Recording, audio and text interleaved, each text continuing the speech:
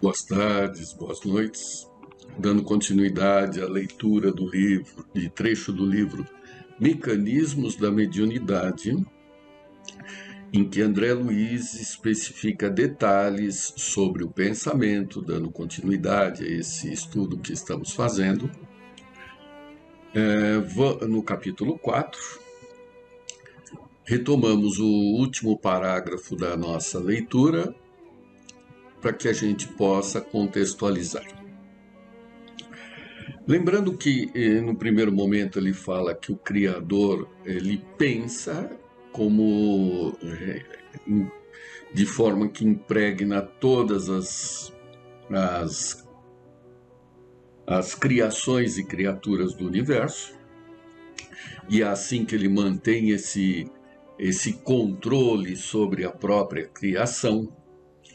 Lembrando que se existimos, é porque Deus existe.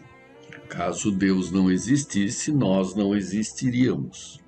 Essa dependência fica muito clara, apesar da frase ser muito marcante. Só existimos porque Deus existe. Aqueles que pregam, né, que Deus não existe, significa que, né, a pessoa também não existiria. Mas usamos esse destaque para demonstrar a dependência de Deus, né? É uma dependência.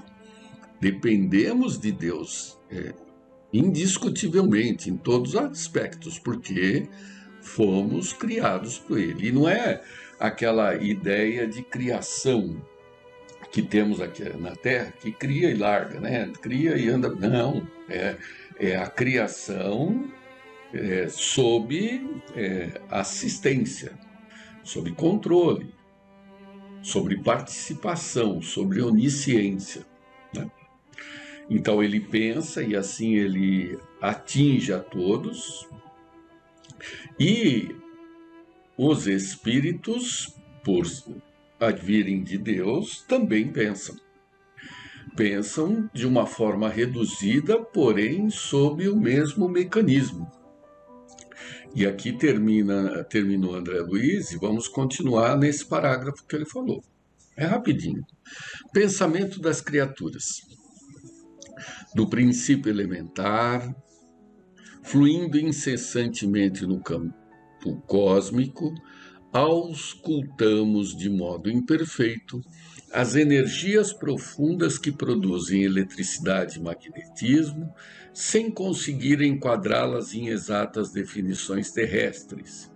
E da matéria mental dos seres criados, estudamos o pensamento, ou fluxo energético, do campo espiritual de cada um deles, a se graduarem nos mais diversos tipos de onda, desde os raios super-ultra curtos em que se exprimem as legiões angélicas, através de processos ainda inacessíveis à nossa observação, passando pelas oscilações curtas, médias e longas, em que se exterioriza a mente humana, até as ondas fragmentárias dos animais, cuja vida psíquica ainda em germe somente arroja de si determinados pensamentos ou raios descontínuos. Então, já isso é conteúdo da última leitura, explicando que essa ideia de eletricidade, magnetismo são as leis físicas com que Deus controla a matéria propriamente dita, e os espíritos se expressam pelos pensamentos que são de natureza ondulatória, são ondas, e essas ondas se caracterizam pela distância entre dois vales consecutivos, que é o chamado comprimento de onda, e que quanto mais curta essa onda, mais energia ela carrega. Enquanto que os animais pensam só ondas fragmentadas. Foi aí que nós paramos. E assim vamos continuar. Os espíritos aperfeiçoados que conhecemos sob a designação de potências angélicas do amor divino operam no micro e no macrocosmo em nome da sabedoria excelsa, formando condições adequadas e multiformes à expansão, sustentação e projeção da vida nas variadas esferas da natureza, no encalço de aquisições celestiais que, por enquanto, estamos longe de perceber. Poxa, olha só, quanta coisa aqui, né? Os espíritos aperfeiçoados, quer dizer, os espíritos angelicais, eles conseguem interpretar a vontade de Deus, aqui que conhecemos, operam no micro e no macrocosmo em nome da sabedoria excelsa. Então, eles atuam em nome de Deus na matéria, eles atuam também. Por isso, essa origem da multiplicidade de deuses, né? Imaginar que existem deuses. Não, existem espíritos superiores que operam em nome de Deus, mas não são deuses, são espíritos superiores. E eles controlam todos os matizes da natureza, não só desde da fauna, flora, há um controle da parte deles em nome de Deus. Continua André Luiz. A mente dos homens, indiretamente controlada pelo comando superior, interfere no acervo de recursos do planeta, em particular, aprimorando-lhe os recursos na direção do plano angélico. E a mente embrionária dos animais, influenciada pela direção humana, hierarquiza-se em serviço nas regiões inferiores da Terra, no rumo das conquistas da humanidade. Então é uma escada, né? São degraus em que todos ocupam um patamar, uma posição, sempre induzindo os anteriores a acionarem os anteriores, e assim sucessivamente, em direção a Deus. Então, são os espíritos angelicais que atuam na matéria, que, por sua vez, permite que nós, encarnados, também podemos atuar nessa matéria e, com isso, elevarmos o progresso coletivo, que atingirá os espíritos mais simples, que, por sua vez, também se sentirão estimulados a progredir, que, por outro lado, também atuam sobre esses espíritos primitivos, para iniciarem, para continuarem a jornada, que por sua vez também induzem os animais a atingir a condição de receber a intervenção divina como homem. Todo o universo trabalha. Todo trabalha aqui no sentido de operar, de manipular as coisas. Todo o universo trabalha, sempre num sentido ascensional, sempre no sentido de chegar a Deus. Difícil, né? Muito bem, vamos lá. Continuando para a gente refletir sobre, né? Corpúsculos mentais. Como alicerce vivo de todas as realizações nos planos físicos e extrafísico, além do físico, encontramos o pensamento por agente essencial. Entretanto, ele, pensamento, ainda é matéria. A matéria mental em que as leis de formação das cargas magnéticas ou dos sistemas atômicos prevalecem sob novo sentido, compondo um maravilhoso mar de energia sutil, em que todos nos achamos submersos e no qual surpreendemos elementos que transcendem o sistema periódico dos elementos químicos conhecidos no mundo. Muito bem, eu ainda não consegui dominar a técnica de buscar imagens e filmes para introduzir nessa nossa gravação aqui. Mas vamos lá, vamos tentar um malabarismo mental e visualizar o que foi lido. Toda a matéria, vidro, parede, computador, tal, ela é sólida, líquida e gasosa. E se nós formos fracionando essa matéria, chegaremos a uma parte que não dá para fracionar, não dá para dividir. Isso falando ainda em termos de 2 séculos, tá? É o átomo. A quer dizer negação, tomo quer dizer parte, então é aquela partícula que eu não conseguiria quebrar, não conseguiria dividir. Esse é o conceito de átomo do século XIX, né? A partir de 1800. Porém, posterior a 1800, 1820, assim por diante até hoje, descobriu-se que essa menor partícula ela é divisível em partículas subatômicas, né? As partículas subatômicas são aquelas que compõem o átomo. Então, vocês já ouviram e ouvem, veem aí na internet o modelo atômico de Niels Bohr, que são os prótons, os nêutrons no núcleo e os elétrons orbitando, girando em torno desse núcleo. Até essas partículas, elas já se demonstraram fragmentáveis, meson, quarks e assim por diante. Não entre nessa ideia de mídia, de a partícula de Deus, isso é bobagem, né? Não tem a partícula de Deus. Nós, em Espiritismo, sabemos que tem o princípio cósmico universal e a primeira partícula que nós detectarmos é em relação a nós, mas a partícula elementar básica nós não atingimos com essa nossa tecnologia aqui. Mesmo porque só temos esses instrumentos, nosso corpo é limitado e tudo mais. Então, esse elemento químico, esse átomo, o átomo recebe o nome de elemento químico.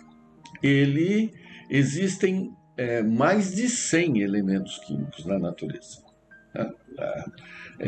No laboratório já são detectados quase 120 elementos químicos diferentes. É o que se ouve: o hélio, o neônio, o argônio, o carbono, o ferro, o cobre, níquel. Cada um deles é um elemento químico, é um átomo que tem diferença entre eles. Eles são diferentes no núcleo, na quantidade de prótons. E essa disposição, essa apresentação desses elementos químicos é feita pelo que se conhece tabela periódica.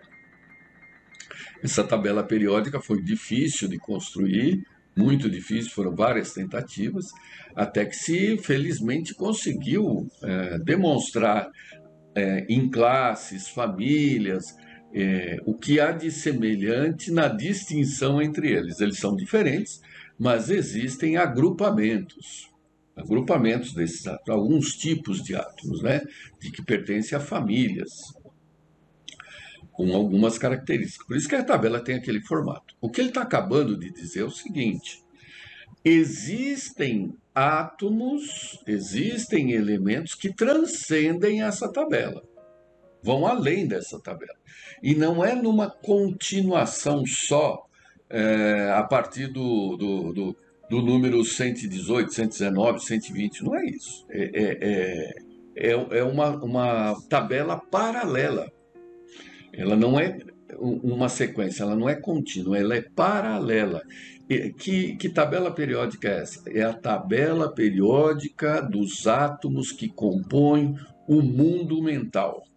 Então tem o mundo material, que é a tabela periódica aí que a gente está acostumado a ver, e a tabela do mundo, a tabela dos elementos químicos do mundo mental, que nós não conseguimos medir nem tangenciar porque é do mundo mental, mas é matéria. Então eu vou ler de novo para que a gente costure aí. Como alicerce vivo de todas as realizações nos planos físicos e extrafísico, encontramos o pensamento por agente essencial. Entretanto, ele ainda é matéria. A matéria mental em que as leis de formação das cargas magnéticas e dos sistemas atômicos prevalecem sob novo sentido, compondo um maravilhoso mar de energia sutil em que todos nos achamos submersos e no qual surpreendemos elementos que transcendem o sistema periódico dos elementos químicos conhecidos no mundo. Ok? Vamos continuar. Temos ainda aqui as formações corpusculares com bases nos sistemas atômicos em diferentes condições vibratórias, considerando os átomos, tanto no plano físico quanto no plano mental, como associações de cargas positivas e negativas. Então o átomo, que a gente acabou de falar, aquele primeiro lá do Niels Bohr, século XVIII, depois século XIX, depois século XX, né? Eu até falei 1800, é século XIX.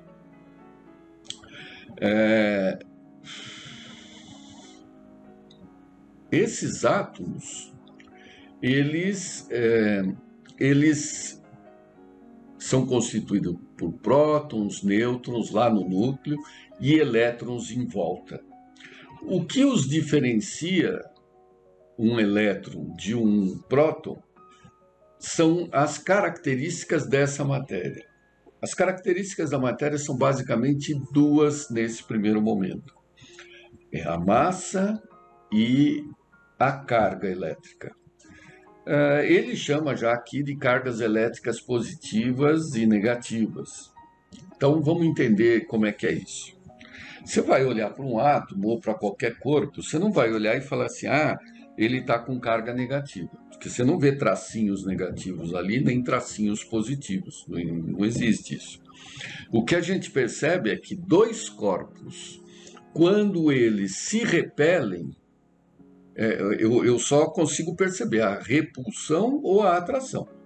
Então, como são reações opostas, eu vou lá na matemática, ao invés de ficar escrevendo uma frase, dois corpos se repelem, dois corpos se atraem, eu vou na matemática e roubo um símbolo de oposição, o menos e o mais. São dois símbolos que são antagônicos, são opostos. Então, quando dois corpos se repelem, eu digo que eles têm cargas de igual sinal. Quando dois corpos se atraem, é porque eles têm cargas de sinais diferentes. E daí eu defino como positivo e negativo. Tá claro isso, né? Positivo e negativo é matemática, não tem nada a ver com física, né? Na física, o que a gente tem é atração ou repulsão.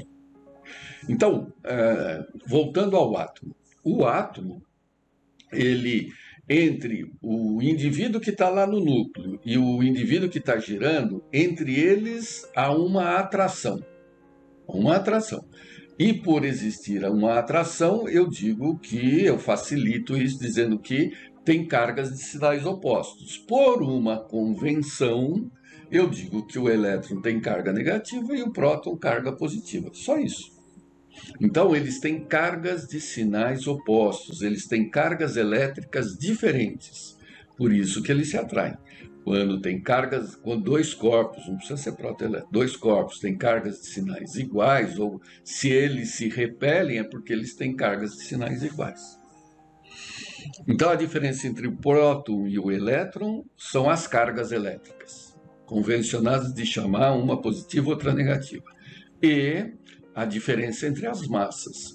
Se a massa do próton é 1 quilo, não é 1 quilo, né, mas unidade de massa atômica, né, 1. Né? A massa do elétron é 1836 vezes menor. Então ele é super, entre aspas, levinho. A massa dele é muito menor. É isso que diferenciam os prótons e os elétrons. tanto aqui no mundo material quanto no mundo mental.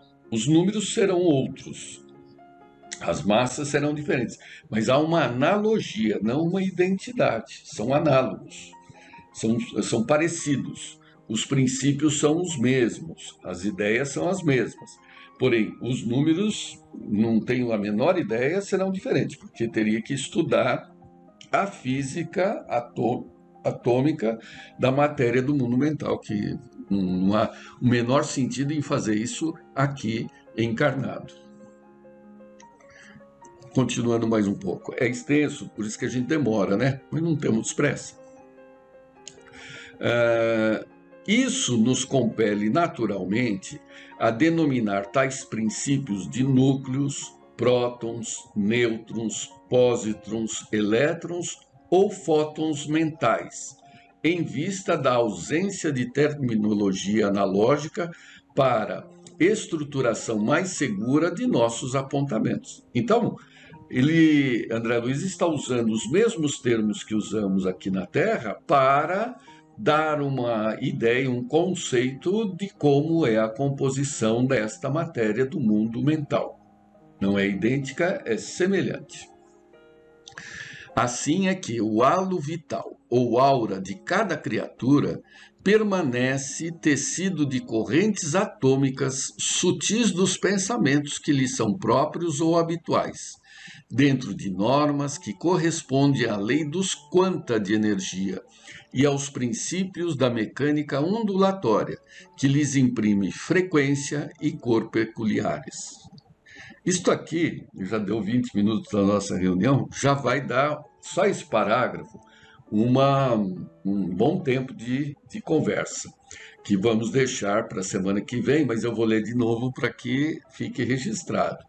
Assim é que o halo vital, ou aura de cada criatura, permanece tecido, constituído de correntes atômicas sutis dos pensamentos que lhe são próprios ou habituais, dentro de normas, leis que correspondem à lei dos quanta de energia e aos princípios da mecânica ondulatória que lhes imprimem frequência e cor peculiares.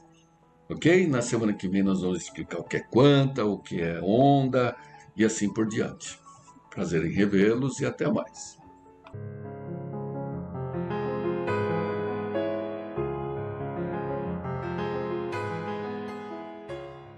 Saudações, queridos companheiros, rogando a Deus e a Jesus o amparo para a leitura, entendimento do Evangelho segundo o Espiritismo por Allan Kardec. Vamos ver o capítulo 18, muitos os chamados e poucos os escolhidos. Instruções dos Espíritos, ao que tem se lhe dará. Item 13. Abre aspas. E chegando-se a ele os discípulos, lhe disseram: Por que razão lhes falas por parábolas? Ele respondendo lhes disse: Porque a vós vos é dado saber os mistérios do reino dos céus, mas a eles não lhes é concedido. Porque ao que tem se lhe dará, e terá em abundância, mas ao que não tem, até o que tem lhe será tirado. Por isso é que eu lhes falo em parábolas, porque eles vendo não veem, e ouvindo não ouvem nem entendem. De sorte que neles se cumpre a profecia de Isaías que diz: Vós ouvireis com os ouvidos, e não entendereis, e vereis com os olhos, e não vereis. Mateus capítulo 12, versículos 10, 14. Item 14.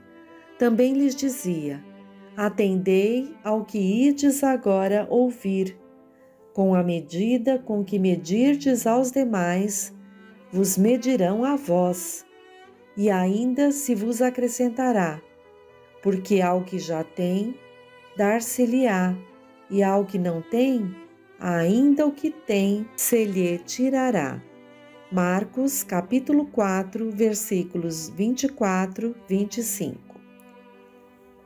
Um espírito amigo, Bordeaux, 1862. Item 15.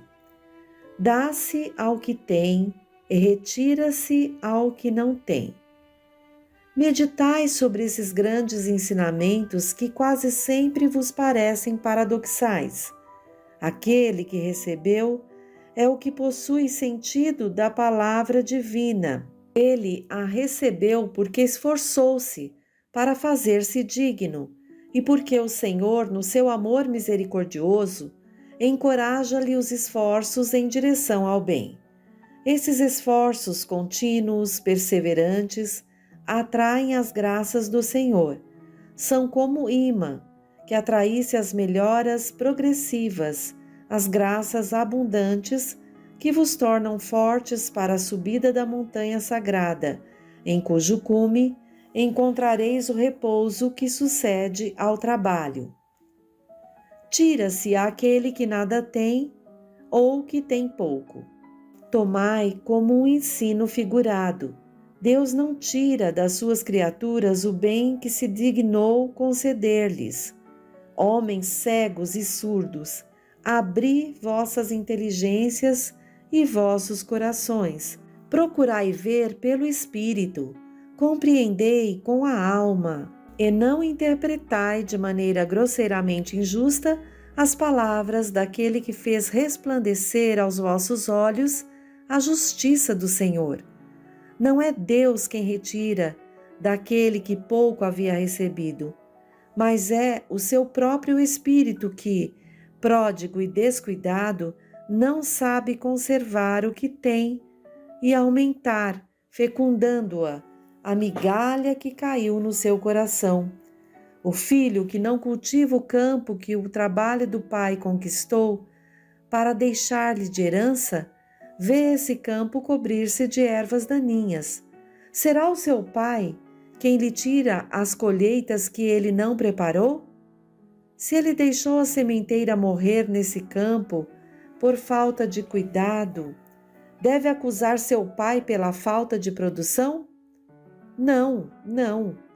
Em vez de acusar aquele que tudo lhe deu, como se lhe houvesse retomado os bens, deve acusar-se a si mesmo, que é o verdadeiro responsável pela sua miséria, e arrependido e ativo, entregar-se corajosamente ao trabalho, que arroteie o solo ingrato com o esforço de sua própria vontade, que o lavre a fundo com a ajuda do arrependimento e da esperança, que nele atire confiante a semente que escolheu como boa entre as más, que o regue com o seu amor e a sua caridade. E Deus, o Deus de amor e caridade, dará àquele que já tem. Então, ele verá os seus esforços coroados de sucesso, e um grão a produzir 100 e outro 1000. Coragem, trabalhadores, tomai as vossas grades e charruas, arroteai os vossos corações, arrancai dele o joio, semeai a boa semente que o Senhor vos confia, e o orvalho do amor os fará produzir os frutos da caridade. Vejam, queridos companheiros, que nessa primeira parte já temos muito que refletir. Deus, na sua infinita bondade, nos criou, simples e ignorantes, nos dando a oportunidade de encarnar para o progresso do espírito. Já tivemos várias encarnações, já sabemos e temos uma noção do que é o bem e do que é o mal. Aquilo que nos fere, fere também ao nosso irmão. Então a lei é clara: fazer ao outro o que gostaríamos que nos fizesse. Cada um de nós tem um aprendizado, um saber durante essas encarnações. O que acontece, que é colocado aqui, Deus não retira o que Ele deu, que são as oportunidades, a oportunidade da vida e do aprendizado através das nossas experiências. Mas, como diz aqui, nós que muitas vezes somos descuidados E aí, quando ocorre de perder a colheita, quando ocorre do mal nos atingir, devemos elevar os nossos olhos a Deus, pedindo a esse Deus, arrependidos e tendo força de vontade, né? Nos entregando à reparação, ao trabalho, à dedicação daquilo que nos vem com vontade, com gratidão. Isso nos falta muito hoje, a gratidão. Temos o vício de reclamar de tudo, mas de agradecer pouco. Então, que possamos estar atentos. Aqui, esse Espírito amigo nos diz, arrependido e ativo, entrega-se corajosamente ao trabalho, arroteie o solo ingrato com o esforço da sua própria vontade, que o lavre a fundo com a ajuda do arrependimento e da esperança. Atire a semente boa, aquela que a gente pode escolher entre as más, como diz aqui, e regue com amor e caridade. Vamos a mais um trechinho. Conhece-se o cristão pelas suas obras. Mensagem de Simeão, Bordeaux, 1863. Abre aspas. Nem todos os que me dizem Senhor, Senhor, entrarão no reino dos céus, mas somente o que faz a vontade de meu Pai que está nos céus. Escutai estas palavras do Mestre, todos vós que repelis a doutrina espírita como obra do demônio. Abri os vossos ouvidos, pois chegou o momento de ouvir. Será suficiente trazer a libré do Senhor para ser um fiel servidor? Será bastante dizer sou cristão para seguir o Cristo? Procurai os verdadeiros cristãos e os reconhecereis pelas suas obras. Uma árvore boa não pode dar maus frutos, nem uma árvore má dar bons frutos. Toda árvore que não der bons frutos será cortada e lançada no fogo. Eis as palavras do Mestre. Discípulos do Cristo, compreendei-as bem. Quais os frutos que a árvore do cristianismo deve dar? Árvore possante, cujos ramos frondosos cobrem com a sua sombra uma parte do mundo, mas ainda não abrigaram a todos os que devem reunir-se em seu redor? Os frutos da árvore da vida são frutos de vida, de esperança e fé. O cristianismo, como vem fazendo desde muitos séculos, prega sempre essas divinas virtudes, procurando distribuir os seus frutos, mas quão poucos os colhem. A árvore é sempre boa, mas os jardineiros são maus. Quiseram moldá-la segundo as suas ideias, modelá-la de acordo com as suas conveniências. Para isso a cortaram, diminuíram, mutilaram. Seus ramos estéreis já dão maus frutos, pois nada mais produzem. O viajor sedento, que se acolhe à sua sombra, procurando o fruto da esperança, que lhe deve dar força e coragem, encontra apenas os ramos adustos, pressagiando o mau tempo. É em vão que busca o fruto da vida na árvore da vida. As folhas tombaram secas aos seus pés. As mãos do homem tanto as trabalharam que acabaram por crestá-las. Abri, pois, vossos ouvidos e vossos corações, meus bem-amados. Cultivai esta árvore da vida, cujos frutos proporcionam a vida eterna. Aquele que a plantou vos convida a cuidá-la com amor, que ainda havereis dar com abundância os seus frutos divinos. Deixai-a, assim como Cristo vô-la deu? Não a mutileis, sua sombra imensa quer estender-se por todo o universo. Não lhe corteis a ramagem. Seus frutos generosos caem em abundância para alentar o viajor cansado que deseja chegar ao seu destino. Não os amontoeis para guardá-los e deixá-los apodrecer, sem servirem a ninguém. São muitos os chamados e poucos os escolhidos. É que há os assambacadores do pão da vida, como usado o pão material. Não vos coloqueis entre eles. A árvore que dá bons frutos deve distribuí-los para todos, e depois procurar os necessitados, conduzi-os sob as ramagens da árvore e partilhai com eles o abrigo que ela vos oferece. Não se colhem uvas dos espinheiros. Meus irmãos, afastai-vos, pois, dos que vos chamam para apontar os tropeços do caminho, e segui os que vos conduzem à sombra da árvore da vida. O Divino Salvador, o justo por excelência, disse, e suas palavras não passarão. Os que me dizem Senhor, Senhor, nem todos entrarão no reino dos céus, mas somente aqueles que fazem a vontade de meu Pai que está nos céus.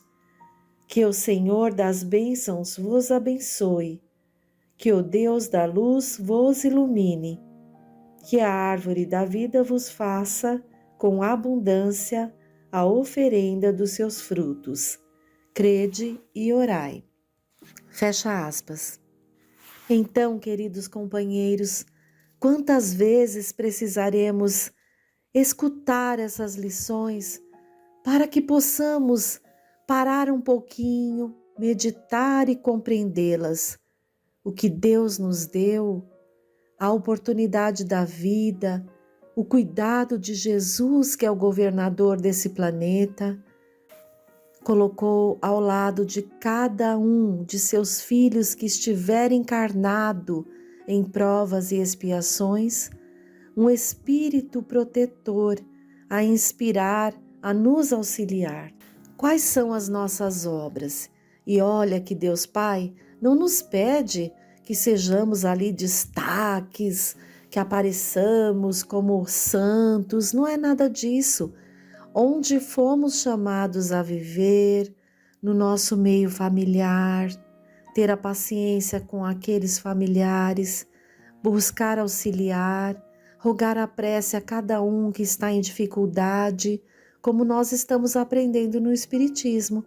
Isso também na nossa comunidade, com os vizinhos, na nossa comunidade religiosa, que é no nosso centro espírita, Casa de Fabiano, o quanto devemos nos colocar ombro a ombro com cada trabalhador, rogando a Deus por todos, para que não sejamos ali aqueles trabalhadores que caem em tentação toda hora, mas que um auxilie o outro a se engrandecer através do trabalho que somos chamados a fazer, seja ele no campo da caridade material ou no campo da caridade espiritual, pois reconhece-se o cristão pelas suas obras.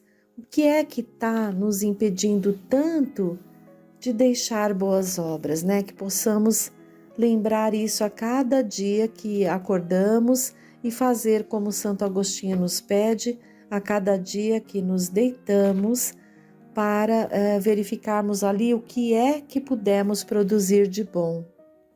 E para finalizar, uma mensagem do livro da Esperança, psicografado pelo Chico por Emmanuel, no item 59, na exaltação do trabalho.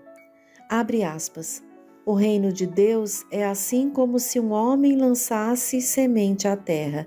Fecha aspas. Jesus, Marcos, capítulo 4, 26. Ânimo, trabalhadores!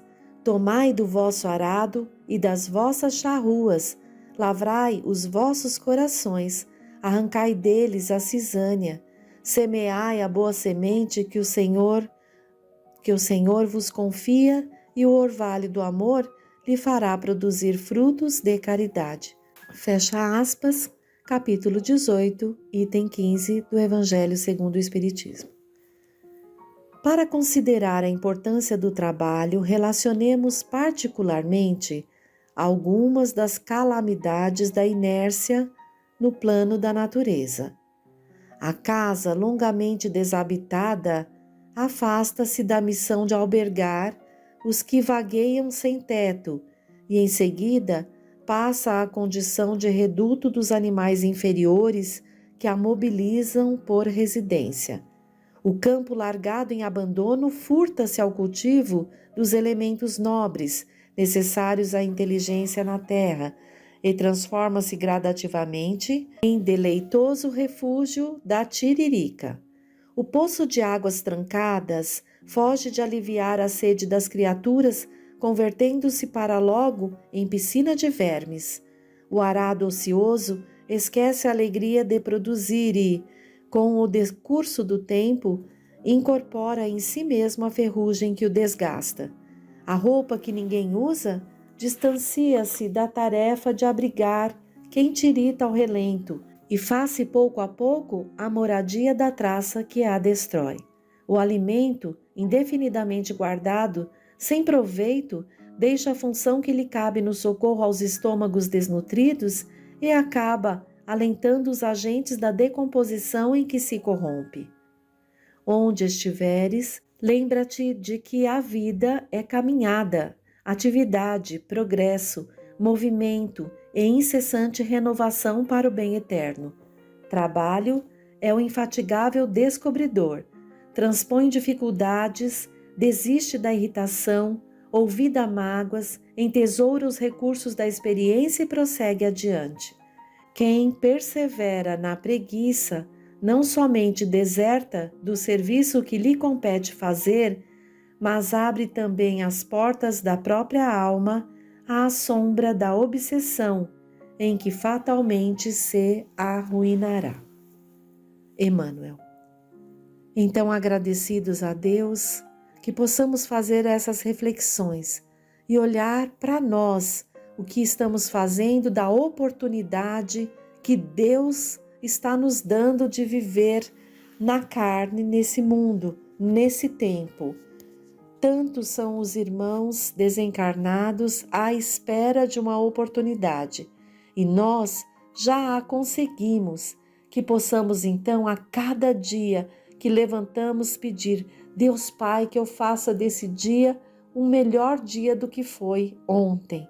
E assim vamos buscar, com a ajuda de Deus, corrigir as imperfeições que já notamos em nós e procurar realizar a reforma íntima através do esforço, do exercício das virtudes do Cristo. Que esse Jesus, então, amoroso, esteja junto ao coração de cada um de nós.